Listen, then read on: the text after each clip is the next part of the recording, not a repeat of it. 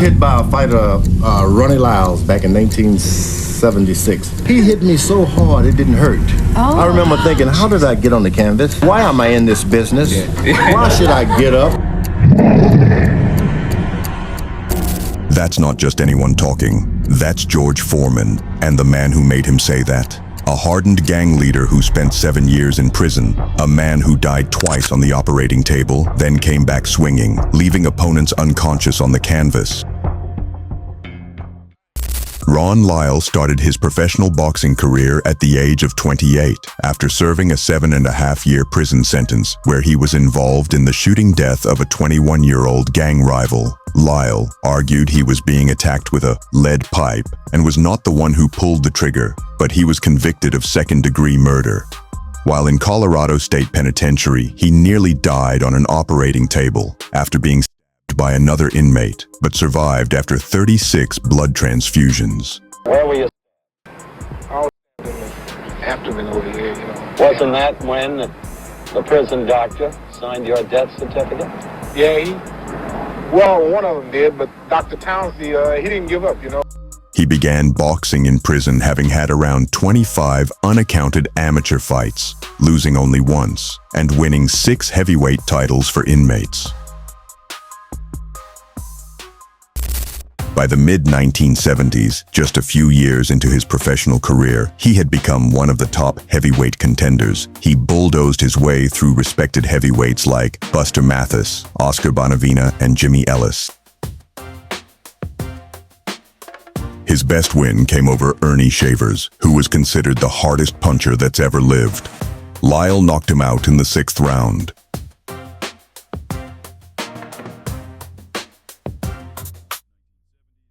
In January 1976, he almost stopped the great George Foreman. Foreman was able to survive, barely, and came back to win by knocking Ronnie out in the 5th, in what was named the Fight of the Year by the Ring magazine. A year before, in the spring of 1975, fate presented the former criminal with the chance of a lifetime, a fight against Muhammad Ali for the World Heavyweight Championship title. Before the fight, Lyle carried himself with unshakable confidence and the steely focus of a man forged by hardship. There was a certain fire in his eyes, the look of someone who had stared down worse than any opponent in the ring. He didn't shy away from calling out Muhammad Ali either, vowing to surprise the boxing world and show everyone that he was a force to be reckoned with. How are you going to fight Ali? Well, first of all, Howard, is that I'm not going to try to kill him. You know, I'm not going to fight him like everybody else is for it. But let me say this, you know, like I told you, I'm not going to try to kill him. I'm not going to try to kill him, buddy. I'm going to beat him. I've had 30-some-odd fights. I've only lost 2. Show me a guy in the top 10 that hasn't lost. And almost all of them been knocked out. Almost all of them been cut. Almost all of them been knocked down but me. So on that alone should give me the qualifications to be the champion. I've earned that right. Ali wasn't one to stay silent. He answered Lyle's bold talk with a wide, knowing smile, the kind that said he'd seen plenty of tough talkers come and go. Behind that grin, though, was the quiet confidence of a champion who knew exactly what awaited his challenger once the bell rang. 1 and 8, it'll be all over. All over. All over. The man's never been knocked out. George Foreman's never been knocked out. Chuck Weber's never been knocked out. And this man's never been out. So it gives me something to fight for. Finally, fight night arrived. The arena shook with the roar of the crowd as Muhammad Ali made his entrance, draped in his iconic white robe and soaking in the energy of the spotlight. Across from him, Ron Lyle walked to the ring with no emotion, his face carved in stone. Not like a man heading into a boxing match, but into a life-or-death battle. The crowd was electric, every cheer echoing with anticipation. Then the bell rang, and the war began. Of the United States. Now the bell for round 1. Self out if he lies against the ropes. Ali covering up. So far, Ali hasn't thrown any punch. Only once was Ali heavy in at 227 for a lackluster. Well, you see, Ali has done nothing in the first round. Seems to be a little bit of blood out of Ali's nostril. And there was blood out of Ali's right nostril. Now Ali's corner is yelling, stick. Fighter, the champion. Oh, a quick right by Ali. Hasn't danced at all tonight. The left foot, probably the most visible and recognized figure. After a stronger showing from Ali in the second round, Lyle returned to the action with renewed focus and discipline. He began studying Ali's slick movement and tight defense, slipping in hooks around the guard while maintaining a steady rhythm. This time, Lyle fought smarter, keeping the pressure on without burning through his unpredictable stamina. Lyle is not using himself up at all, and he got away from that quick flurry. Look at him, moving away. Concerned. Now he's beginning to circle. He found out he can't use the rope. With movement, the chronic slow.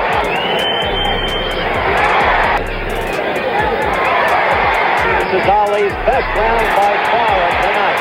Lyle's right, only glance. By round 6, Ali finally put his game plan into motion. After spending 5 rounds letting Lyle dictate the tempo, he began to take control, dancing around the ring with that familiar flair and peppering Lyle with sharp, stinging jabs. The sudden burst of speed and rhythm left Lyle chasing shadows, but to his credit, he managed to survive the round. Now about this fight. Message from Al Overstreet.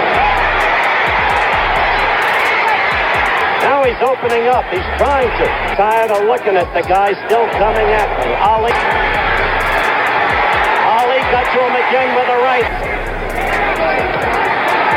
It's not going to knock Ron Lyle out as predicted. Big round for Ali has done little. Ali went after Lyle. He hurt him. Lyle is a big, powerful man.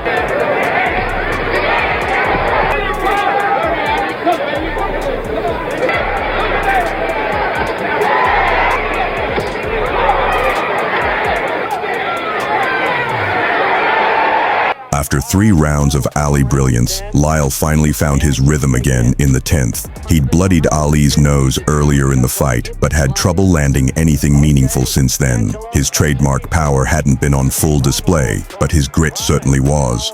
And by sheer determination, he managed to edge ahead on the scorecards as the fight moved into the latter half of the 15-round battle. No knockdowns, of course. Jesus Palace, Las Vegas. Fighter, cut out of boys high school in Brooklyn. Hey, he hurt Lyle. Ali got to Lyle. Lyle is in trouble. He hurt him with a left. Lyle went back against the ropes. Ali smells blood. 11th round action. Muhammad Ali. This is back against the ropes. Ali in total command. The fight is stopped. Lyle is objected, but he is rubbery leg. But it's a TKO. Muhammad Ali. Muhammad Ali once again defended his crown, this time against a determined and talented challenger who managed to read through some of the champion's signature tactics. Yet in the end, Lyle fell victim to the same timeless strategy, the float like a butterfly, sting like a bee masterpiece that only Ali could perfect. With another win added to his legendary record, Ali's legacy as the greatest of all time grew even stronger.